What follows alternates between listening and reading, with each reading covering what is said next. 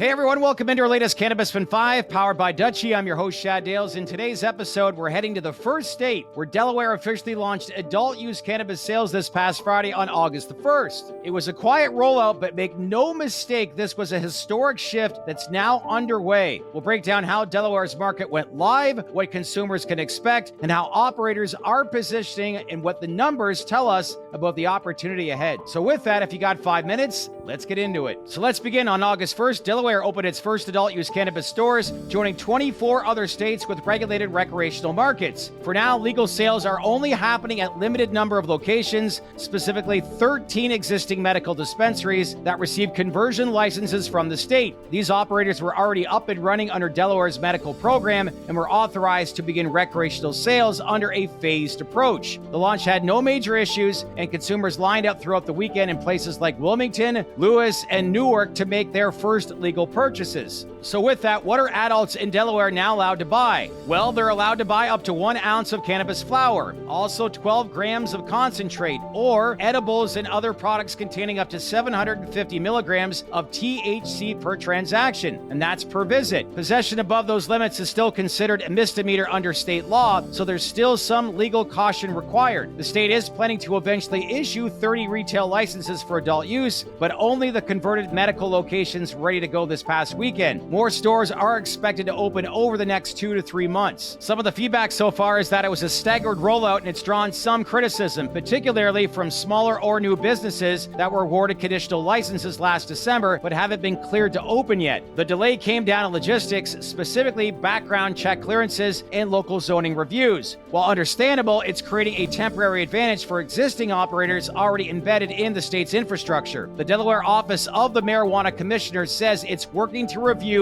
and improve the remaining licenses as quickly as possible. The aim is to have a broader, more diverse group of businesses before the end of the calendar year. So you might ask, why does this all matter? So with that, let's talk numbers. Delaware may be a small state, but its cannabis market is no small opportunity. According to state projections, Delaware's adult-use cannabis sales could generate $160 million to $280 million annually once the market fully matures. That doesn't include indirect revenue from things like real estate, packaging, logistics, and services supporting cannabis businesses. And tax revenue could fund key areas like education infrastructure and social equity initiatives. They have broad public support. So for any operator able to secure early shelf space in Delaware, that's a meaningful share of a market that could soon approach $250 million annually. So quietly but surely, this is an interesting market. So when we look at some of these companies, one of the few companies already positioned is MariMed. Through its own ownership of First State Compassion Center, Delaware's first medical marijuana provider dating back to 2015. MariMed completed the acquisition of FSCC in 2024, converting it from nonprofit to for-profit and expanding its cultivation and processing footprint. That groundwork allowed them to be among the first operators offering adult-use products this past Friday. As of opening weekend, their dispensaries actually in Wilmington and Lewis were fully operational and serving both medical and recreational customers. And feedback early on is that there was lineups out the door. While not the only player on the board, MariMed was uniquely ready for day one, something that's expected to matter in the early competitive dynamics of this new market. So in terms of products, consumers in Delaware now have access to a growing range of items. They include dried flower and pre-rolls, gummies and infused edibles, vape cartridges, tinctures, and capsules. As I said, the first weekend it showed strong interest in mid-range price points and consistent product labeling, a signal that Delaware consumers may lean towards mainstream and wellness-branded products as seen in similar launches in states like Maryland and Kentucky. Operators with pre-existing supply chains and tested brands such as Nature's Heritage Flower and Betty's Eddies Edibles may have an edge early on. So again, good opportunity for companies like MariMed being one of the first mover advantages in Delaware.